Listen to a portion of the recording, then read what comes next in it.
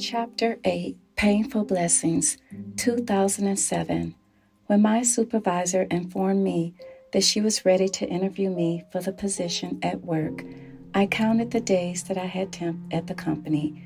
It was going on 90 days. I had worked very hard to show my work ethic and professionalism. I felt hopeful because I believed that I did not have to worry about much competition from what I could tell. But of course, my supervisor had to follow the formalities with interviewing me. I still had my concerns about working for her. I remember giving her some of my inspirations. I waited first to be sure that it would not be perceived negatively. She was open about talking about her personal life. I learned to be a good listener and to be conscientious when speaking. Over the short time while working for my supervisor, I was able to observe her.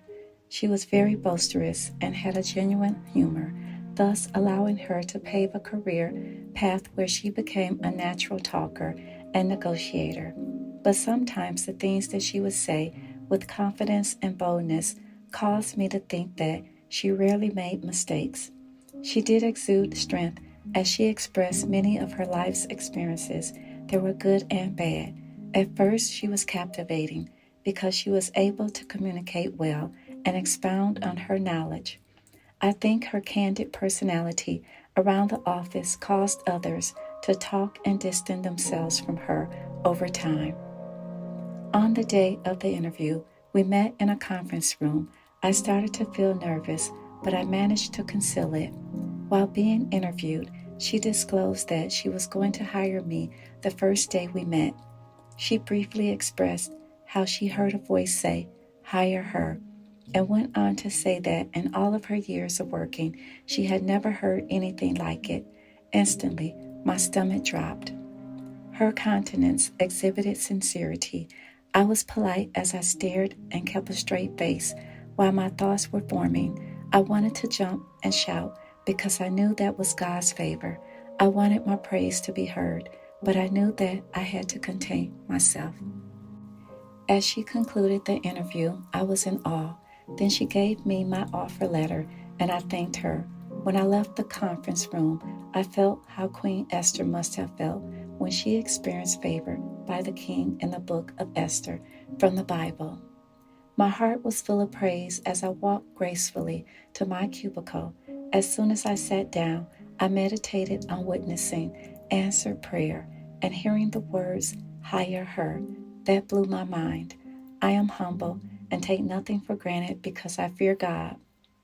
The holiday season made things merry. It appeared as though things had calmed down a bit in my personal life. Since I had not received any possible offers from the publishers that I sent query letters, I proceeded to follow Plan B. A spirit of urgency came over me to move quickly. It was explicit to me that I needed to self-publish my first book. Sometimes I failed to remember that my life's assignment was not about me. I didn't want to be the one holding things up because God's plan was the master's plan. Through the years, I had studied and researched on several self-publishing companies and read their reviews. There was one company that remained constant in my mind. Therefore, I inquired about the book publishing services that it offered. I wanted results, so I decided to send a few pages of my manuscript to have it edited. The feedback that I received was constructive and encouraging, which made it easier to hire them. I liked the interaction and the turnaround time, and the fact that I had creative control was important to me. The timing was right. I was financially blessed to have the funds to cover the project. I believe that when things started to align in my life, I felt assured that God was sanctioning my prayers. Since it was winter time, on most of the days I would eat my lunch at my desk. While eating, I was able to handle some personal business as well. I always carried bookmarks, books, and paper to write inspirations and other miscellaneous things that reminded me of my calling in my tote bag. The entire department was enclosed inside a big room that sectioned off everyone's cubicle. My cubicle was in the farthest corner of our work area. I had a huge window view that I could look out and watch the traffic on the interstate. There were other attractions as well as a few eateries and an AMC movie theater, but in order to see what I was doing at my desk, someone had to come around to the corner of my cubicle to enter. On one particular day, it was late in the afternoon, and my supervisor walked over to my desk. She caught me flipping through one of the inspirational books. I closed the book and put it in my tote bag while she was speaking. I didn't know it at the time, but I was now on her list. The next morning, she sent an email to me outlining my duties. I could tell by the tone of the email that it wasn't a nice one. She wrote out a new list of duties that I needed to start executing immediately. She also delegated to me work from my counterpart to keep my hands full. I was hired in a non-secretarial position to process contracts, but since there were no written processes in place to comply with proper procedures, I was not given the opportunity to work on contracts. Therefore, I became my supervisor's assistant. I was handling her personal stuff and practically managing the department's task during the course of the day and other duties as assigned. Realistically, I was paid well to be a glorified clerk. The way she was behaving toward me, I could feel her wrath. I dreaded knowing what else could go wrong. I felt completely frustrated by the way she reacted over the matter. I didn't mind doing the work because I was being paid to work. She sat only a few cubicles away from me on the other side of the room. The other staff had no idea about what was going on, but I was now on her list too. She wanted me to know that I was not any better than any of my counterparts. I had one favor in her eyes, and to the others, I was her little eyes and ears. I felt that maybe, if we talked, I could redeem myself. We did meet in a conference room. I apologized for my unprofessional behavior at my desk. She stated that it was not the first time she saw magazines and books on my desk. I was concerned after hearing how she felt about my things at my desk. I maintained a neat work area and any personal things were kept in discreet order. I felt that she was snooping around and trying to find something. I was very angry and vowed to stay out of her way. During our meeting, she got to the point of letting me know that she was the boss in charge. She conveyed that she had high expectations of me. I needed to be the example of an excellent employee. I felt the pressure as my throat throbbed. I left the meeting, feeling like the size of a sweet pea. I understood why she felt the way she did. I needed to be an example by her standards. However, it changed the way I looked up to her. If she expected to gain a personal friendship with me, the wall was there. When I am wrong about something, there are consequences for my actions. If I'm never told about it, then I will continue to repeat the same behavior. I desire to grow, and sometimes being hard on me thrusts things into action. But there is a right way to handle an employee that breaks a rule or does something unprofessional on the job. Having malice and wrath behind the recourse in this instance was on the verge of extremity. While at work, I didn't have much of a conversation with anyone. Things seemed to settle down at work as I managed my work routine. I understood that I could stay out of trouble if I did my work and kept a low profile. I handled majority of my personal matters during my lunch hour and ate my lunch downstairs in the cafe. It was the safest thing to do because I didn't want to rock the boat. I needed my job to help me finance some of my goals. Shortly after the book incident, my supervisor sent me an email to invite Emery and me to her home for the holidays. I was not feeling festive, and that was the last thing I had wanted to do at that point. I politely declined her offer with a valid reason, but she rehashed the book incident and wanted to know if everything was all right between us. She was hoping that I would reconsider. She went as far as apologizing and was hoping that it was behind us. I did not like being in a situation where I needed her mercy, knowing that she had so much power, and to think that everything was good. Since I saw another side to her that was a part of her professional persona, I had to respect that part of why she was in my life. I worked under her supervision and wanted to keep things professional and not make it harder on myself. I was privy to certain information, and it appeared as though I had some type of status or clout with the boss. I didn't perceive myself in that manner. I remained humble. I was given respect because I conducted myself as a person that exuded confidence and poise in the office. As I prayed about the invitation to her house, I called my aunt. She is the oldest out of 13 children on my dad's side of the family. Her wisdom has helped me throughout my life's ups and downs. I shared my dilemma about attending the dinner at my supervisor's home. As I listened to her wisdom about the matter, she assured me that God was going to handle the situation and to not worry about it. But I knew that my supervisor was a strong-willed person, and she was not satisfied with my personal reason why I wouldn't be able to attend by suggesting another weekend that might work for me. Therefore, she changed the date to accommodate me. Since realizing how she could make a molehill out of a mountain and act cruel and ugly, I knew I had to walk on eggshells. I needed the job because I was close to achieving a dream of mine, so I accepted her offer. A few days later, she asked me whether I would mind if she invited two of the temporary employees that were working under her at the time. I replied that would be great. I thought it was a good idea. However, she responded that she really wanted to get to know me in a better way. That was why she asked me. When she walked away from my desk, I started thanking God for moving in the matter and for taking the spotlight off me. I felt relieved when I realized that the dinner was going to include more people. I didn't think any more about it. The incident at work propelled me to concentrate on getting my book published. Time was of essence, and having a job was a blessing.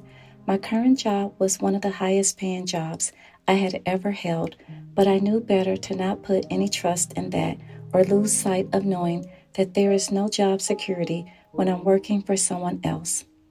I needed to keep praying and moving toward the vision and the dream that God gave me. More than ever, it put a yearning inside my soul to not waste time on petty things. I persevered and learned that it was another distraction. Ultimately, I work for God because I know where my blessings come from. I accept that I'm going to make mistakes like everyone else does. That is a part of life. Also, I've learned somewhere in the distance there will be another test waiting for me when this one ends. Time does fly. It was January of 2008, and the obstacles of the past were fading. That was a good sign. I started decreeing, I am getting closer by the day to my harvest. There was still much work to do. The editing of Rhythm of Rage was now in process. It seemed as soon as I became permanent on the job, I was enslaved to its politics. There were days when I dreaded coming to work.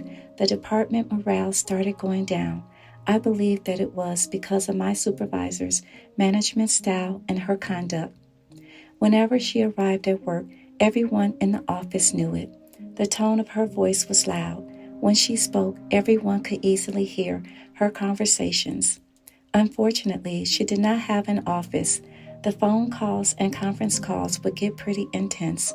The department staff was exposed to hearing the dirty politics from upper management.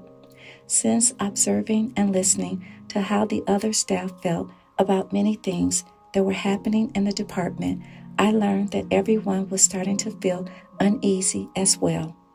I was perceived as her protege. Sometimes I felt lonely in my own little world because I believed that my time there was only for a season. I couldn't explain my purpose and destiny to my coworkers because they were not familiar with anyone having that kind of aspiration. Therefore, I remained discreet about it. Some people in management with big titles tend to throw their weight around as they start to gain the power. It takes a strong, humble-rooted individual to balance having power. It's obvious that some get the big head, I suppose that's when that green-eyed monster comes out. The entire work atmosphere changes according to the temperament of that person's persona, or when they start to take matters in his or her own hands. It can be very scary when someone in charge presses his or her views on others and expect them to see things their way. It's really complex when they are out of control with it. My observation and opinion about a team of people means more than one person, even if it's the supervisor. What makes a team is a group that collectively works together toward a mission or common goal. During a departmental meeting, an incident happened between my supervisor and another employee. It seemed as though the writing was on the wall because the morale and work atmosphere shifted to worse. I was mindful not to get involved, therefore, I chose to keep my mouth closed. It was not my battle this time, and Lord knows I've had my share of them. As the fire burned, I was affected by the politics. Meanwhile, my manuscript was being edited. I was excited in a sense. I concentrated on how that process was coming along. It shifted my focus from my work life. The journey was quite educational as I worked through the first round of edits. My heart and thoughts were in another place and time as I relived the journey from my past. It made it easy to block out the drama that was happening at work. I had a lot to be grateful for. My work did not know how hard my life was before I started working there. Besides, I was looking forward to springtime. It's my favorite time of the year. As nature blooms, there is another life taking form. I can find more reasons to be thankful about living. I have my sight, hearing, taste, smell, and touch. Having my five senses heightens the awareness about how seasons are meant to be a blessing. As I look into the mirror each day, I can see the gray strands of hair that I've earned. That is another gift that happens to show up when you least expect it. There is nothing anyone can do permanently to change what God has planned. As I transition into the next phase of my life, sometimes I have mixed feelings about aging because that means that my physical parts are going to change for either better or worse. I am a lot calmer now that I have a spiritual base and strong sense of direction. Today, with God's help, I have learned to cultivate my inner beauty with His Word, the Bible, and the thoughts I think about myself. I'm thankful that I didn't have to wander through my entire life stumbling in the dark and never learning anything. No one knows everything or has it all together.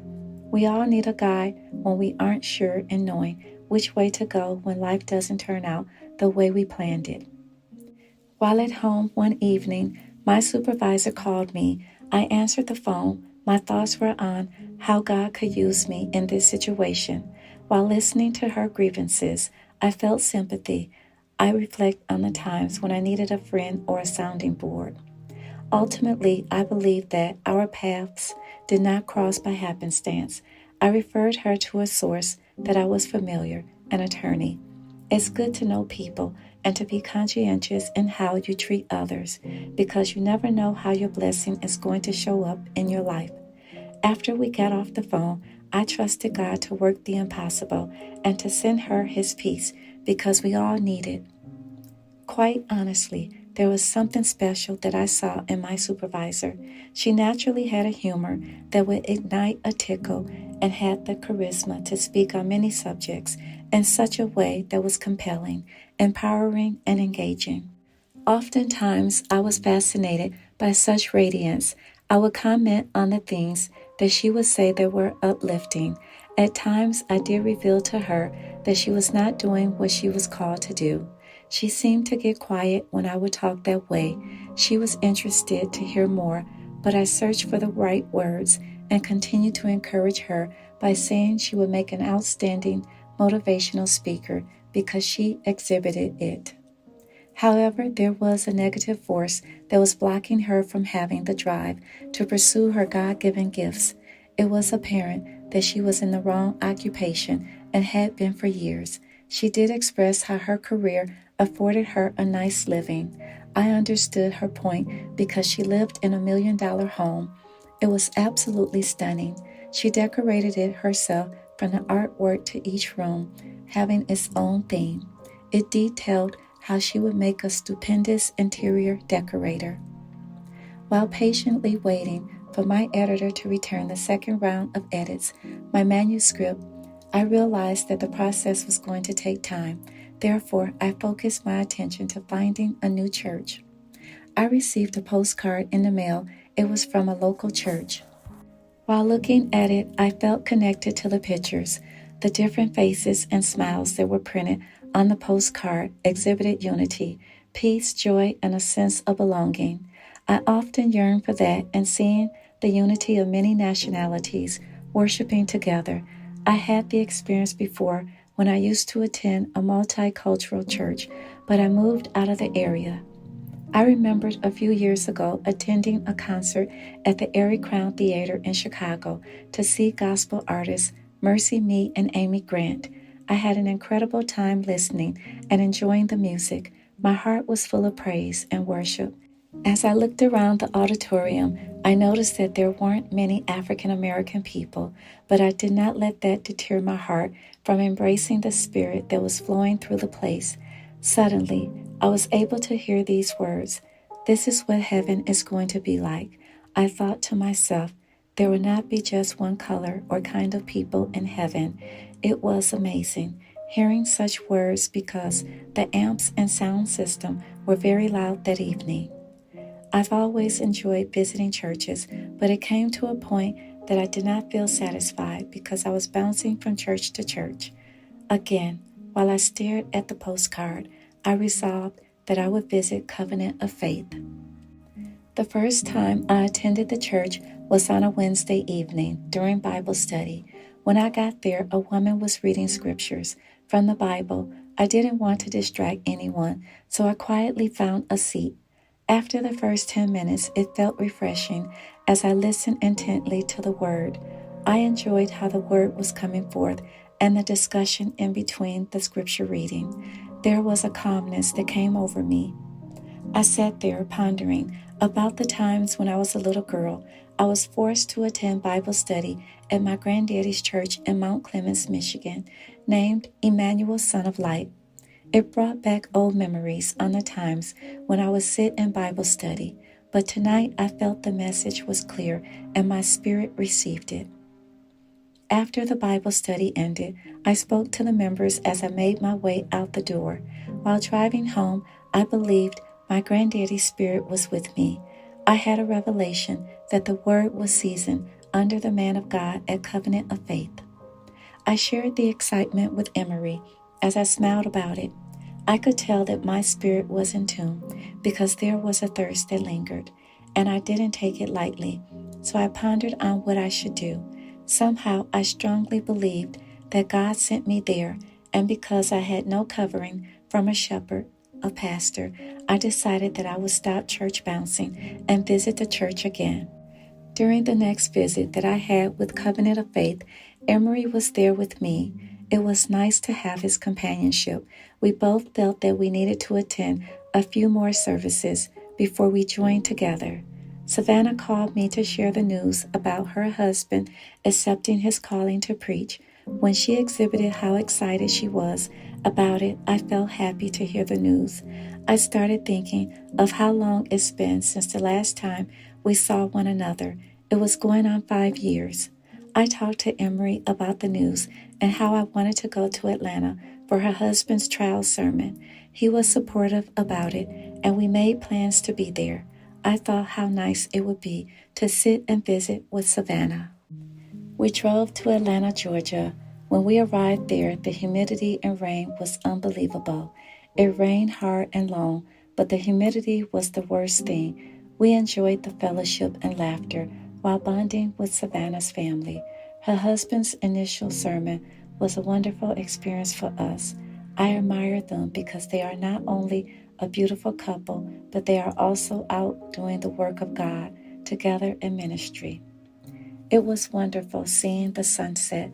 While driving back to Illinois, we enjoyed the food and being around nice, hospitable people. The trip was very short, but the weekend was extremely indelible. The summer of 2008 was quite different in many ways. I became intrigued with the new park. It was surrounded by a lake, and the landscaping was manicured at its finest. I enjoyed walking around the trail as I watched other pedestrians. People occasionally fished at the lake. It was a catch and release pond. There was a playground area for the small children to play. There's a peace that comes over me when I hear the laughter coming from the playground while watching the birds fly. I pondered if I could have two wishes. I'd wish for loving parents and a normal childhood, but the course that my life took allowed me to gain a greater appreciation for life. It also enriched my soul. Now I am much wiser because of what I went through. At last, I received my first copy of Rhythm of Rage right off the printer in the mail before leaving for New Orleans. I was anticipating the road trip and holding my baby, the book in my hands. The memory of having a legacy that holds near to my heart was finally manifested. It was late July when Emery and I drove to his family reunion. The further south on Interstate 55 we drove, the humidity felt like an invisible blanket as it covered every inch of fiber on my skin. We made some stops along the way at different rest areas. I dreaded stepping out of the car each time, fearing the climate and how the humidity made the trip intense. I thought while growing up in Alabama that working in the fields on my granddaddy's farm was hot, but imagining having this kind of humidity with the heat, I would have passed out from heat exhaustion.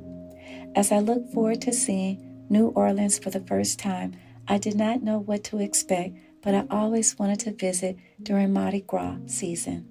While driving on the Causeway Bridge, I gazed at Lake Pontchartrain. I became fully alert after entering New Orleans. While reading the freeway signs, we exited, heading downtown toward the Superdome. The further we went into the city, I started feeling many emotions of what it must have felt like to lose hope. Many lives were lost, homes destroyed, and there was massive debris remaining. The media aired the event for days. As I watched faithfully, it was eerie to have finally come in contact with the aftermath. As I gazed at the faces of the natives on the streets, I was reminded about how many lives were lost during the storm the day Hurricane Katrina claimed the lives of countless souls. This storm engraved a part of history that continues to live on. The following morning, we drove beyond the bayou into the rural area where Emery's grandparents once lived.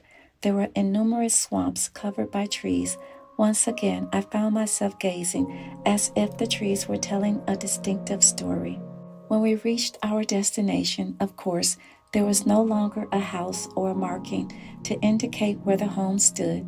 Sometimes, in order to tell the story about these things, you have to experience it or surround yourself with family who believes in the continuity and sharing the history of your ancestors.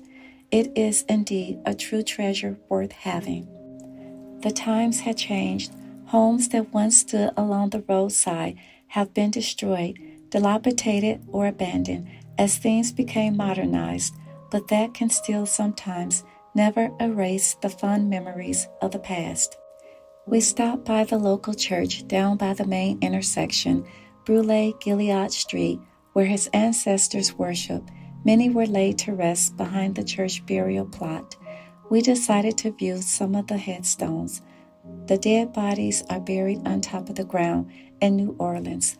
Therefore, that in itself was creepy for me as I walked through the burial ground.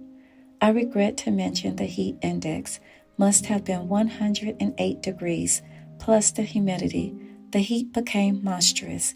As the day progressed, I was at peace in knowing that I could never retire there because of the climate during that time of the year. When we made it back into the city limits of New Orleans, we did some sightseeing near the Ninth Ward, the New Orleans Parish. As I stared at the dilapidated homes, I saw that some were partially boarded. Homes were split and blown apart from the foundation in which it laid and were completely demolished. Then we drove slowly through the area where the levee broke. I couldn't see over the levee because the weeds and earth had covered the view of where the sandbags once stood, which separated the earth along the levee. While I paused to say a prayer, my mind drifted away. I envisioned the screams and cries from the souls that needed refuge. There was nothing more to do but pray to God. He knows all things and holds everything in His hands. The one thing that is certain, He gives life and takes it. But I choose to believe that there is another plan after this one for those that love Him. Later on that day, while attending the family reunion outdoors, I was completely exhausted by the heat. People were fanning themselves with a washcloth. I must say that I had one in my backpack to add some comfort as I wiped away the sweat that was pouring from the top of my head. I was unable to maintain my hairdo. I had a short bob cut, and I did not know how it was looking at that point. It was the last thing I was concerned about. I could not enjoy all the festivities because everything was outdoors. I was having a difficult time coping with the weather. I could barely breathe as I sat under the shade of a huge tree. I was hoping that a cool breeze could come my way. I wanted so badly to go back to the hotel and rest my body in an air-conditioned room. I felt amused as I studied the trees in the park. They were very huge in stature. The roots were thick and long and had grown out of the ground. I had never seen trees that had the appearance of an ancient life. They were all over the city, as a matter of fact. I think that is one of the intricate parts that has etched the making of New Orleans. A few hours later, a rainstorm came and forced everyone to move away from the picnic area, and it could not have come at a better time. I was praying for a cool down from the heat and wanted so badly to retreat to my room earlier. Our weekend in New Orleans was an unforgettable experience. I absorbed many images as I prayed for God to restore the hope that was shattered there. I truly know that God is good, no matter how many storms we may endure on earth. Therefore, I believe it is a blessing to experience and see life with humility and gratitude. We live in a diverse world, and it is evident that change will knock on everyone's door. A city of resilience, New Orleans, will never be forgotten. While planning for the release party for my book, I felt strange. I didn't know what to expect after laboring so long with writing the book. There was nothing more I needed to do at that point but release it to the universe. It was late August 2008 on a Saturday afternoon. It was a small turnout, which made it more intimate.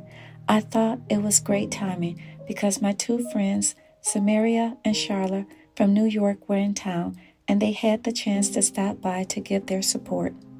I did autograph some books, and I sowed seeds into the lives of others. I am learning that some roads we take in life may seem lonely, even if it leads to freedom. As the Bible says, many are called, but few are chosen. I am learning that I must step out on faith, no matter what it may look like. The path was open for me to keep walking. As I continued to press forward with mapping out the next event to have a book signing, I felt a peace come over me. I am also learning to value and appreciate small beginnings.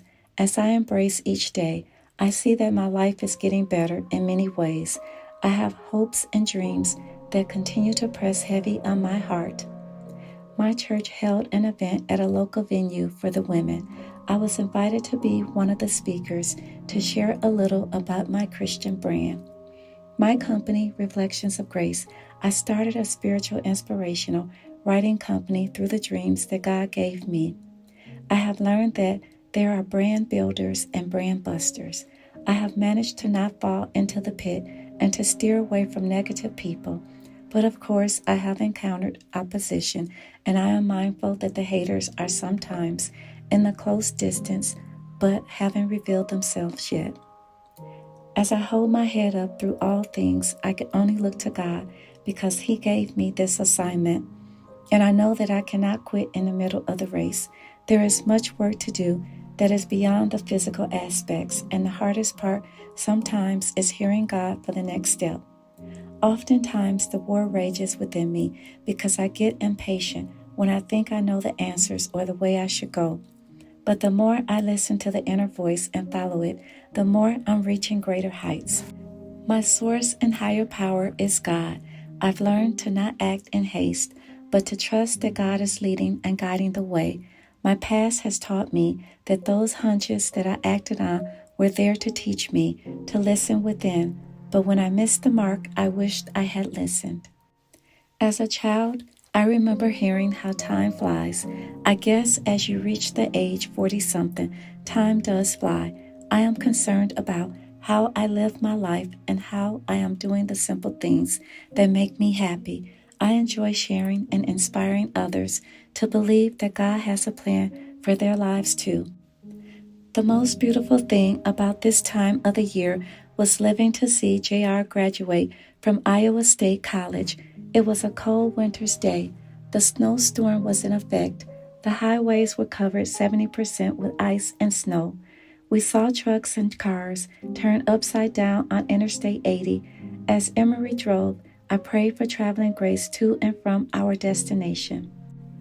We arrived 45 minutes before JR's graduation commencement while sitting above the mezzanine inside the Hilton Coliseum Stadium. I mentally relaxed my mind while exhaling and breathing. The stage was huge and there were big screens that hung from the ceilings. JR's girlfriend Juanita was graduating as well. Saul, Jacob, along with Juanita's family, were looking on and cheering with great anticipation. Everyone was excited at this point. When the graduates marched in to take their seats, I said another quiet prayer. I've waited for many years to experience a moment that many mothers have not been blessed to see. It truly was a reflective moment in time for me. My son was becoming a man. I was proud of my oldest son, fulfilling a goal that many talk about doing but fall short of finishing. When the speaker finished his brief speech, the graduates were called to the stage. As soon as they called JR's name, I paused to take a deep breath. A section from my left and far across the stadium to my right screamed in unison. I exhaled. What a moment of victory. I was able to leave Iowa knowing that I lived to put at rest another milestone. I cannot think of a better gift that life can bring than being able to spend quality time with your loved ones, especially your children. I will always hold certain memories in my reservoir as long as I live. As I prepared for my radio interview on Blog Talk Radio to discuss Rhythm of Rage, I could feel the progression and anticipation of having my first book interview. I was living and speaking with an attitude of great expectancy through every divine opportunity I encountered. Another year was on the horizon as the clock ticked for the New Year's countdown. 2009 was the year that President Barack Obama became the 44th President of the United States of America. I was happy to see such an event in my lifetime. It also gave me hope to see that dreams can come true. If God places a dream inside your heart, it means that you must hold on to it and work it until it manifests. I realized that when having a dream worth achieving in life, there will be challenges as well as hard times that come to test your faith. I was committed to my dream even more after seeing the obstacles that came against Obama, which exemplified it doesn't matter who is against me if God is for me. I dream of the day when I no longer have to punch somebody else's clock. The mornings I had to scrape the ice off the windshield of my car prolonged my commute to work. But since the economy was doing badly, I was grateful for having a job. As I continued to gain the knowledge that I needed to empower myself about becoming an advocate to support others who are suffering abuse, I carried the passion of living my dream close to my heart. I went to the library to search for books, audio cassettes, and CDs on various topics that were related to my interest. The more that I read, the more it increased my thirst because I could sense how rich my life experiences were after learning what someone else had written in a book from years of studying and documenting other people's lives. In some instances, I felt tremendously blessed to be in the right state of mind and have clarity of what happened to me and realize why I was given a second chance. I often wondered whether I should have been a holistic doctor or a therapist. I thought to myself that maybe the role got switched when I became a victim to child abuse and domestic violence. But today I am a survivor. I don't take it for granted how blessed I am to wake up with a peace of mind. I am free to live in the light. I have learned what it takes to persevere through life's hardships and to see the cup as half full and not half empty. The evening that I had my radio interview was on a Friday, January the 23rd. Whenever I start to speak, my voice seems to tremble. I feel that it is a part of being nervous and learning to be comfortable with hearing my voice in the microphone. I've learned to focus on what I'm trying to say and move past it. Eventually, the nervousness does go away after I warm up. Although I felt passionate about the interview, I was happy when it was over. I can attest that speaking in public or having that kind of attention has given me stage fright, but in the midst of everything, I always pray ahead of time and trust that God will help me get through it. I was not oblivious about the changes that were taking place at work. There was a massive layoff, and there were company meetings going on. There was a huge meeting that everyone had to attend. The company had announced that there would not be any pay raises to offset any unforeseeable job loss. Somehow, I believed that there was more news to come. Suddenly, I came down with a cold that I couldn't seem to cure. I needed a rest day, so I requested to take my floater's holiday. I thought I better use my floater holiday because I could lose my job. I felt that way because the economy was not looking good. After returning back to work, I sensed that there was a change in the atmosphere. My co-worker confided in me that there was going to be some job cuts, but I didn't panic because I wanted an out anyway. I didn't walk on eggshells, but I could tell that some of my coworkers did. The supervisor we had at the time wasn't in the office that much. His position required some traveling to an off-site office. The fact that we weren't having our department meetings as much was a big sign. Around 2 weeks later, while at work on my lunch hour, I started to ache as my body moved slowly. I wanted to lay my head down on my desk, but then I got dizzy. The flu was going around, and I dreaded thinking that I had it. My coworkers did not want to catch it, so they suggested that I go home. I contacted our supervisor and was given permission to go home. After being at home for a few days, I thought I had gotten better, so I returned to work, but unfortunately, I was not well enough to finish a day's work. I was given the permission to leave and work from home. I left work again feeling even more exhausted. My body was not ready to get back into the swing of running around the office. I wanted to rest and forget all about the politics that was going on at the office. While working from home this time, I pondered if I was well again. I decided to go into the office on Friday to test it. While I was working at my desk, I was asked by the manager along with several co-workers to meet in the conference room. I thought that it must be really serious this time. As soon as I walked into the conference room, our HR representative had several manila folders in a pile marked with names. Then she passed them around the table to each of us there. The question and prayer I had been waiting for was answered. The entire procurement department was phased out. I sat there in awe with a smile on my face. I tried to gain composure as I exhibited compassion for my coworkers because their faces were stricken with fear and shock. I wasn't at all shocked by the news, but the fact that our benefits ended the next day. I sincerely trusted that my life was in divine order. We are living in economically challenging times, but I strongly believe that God has His loving arms wrapped around me. While driving home with all my belongings, I realized how God was preparing me to embrace the change. I could do nothing but give Him my heart. He moves us along life through seasons. I felt blessed because I believe in signs and wonders.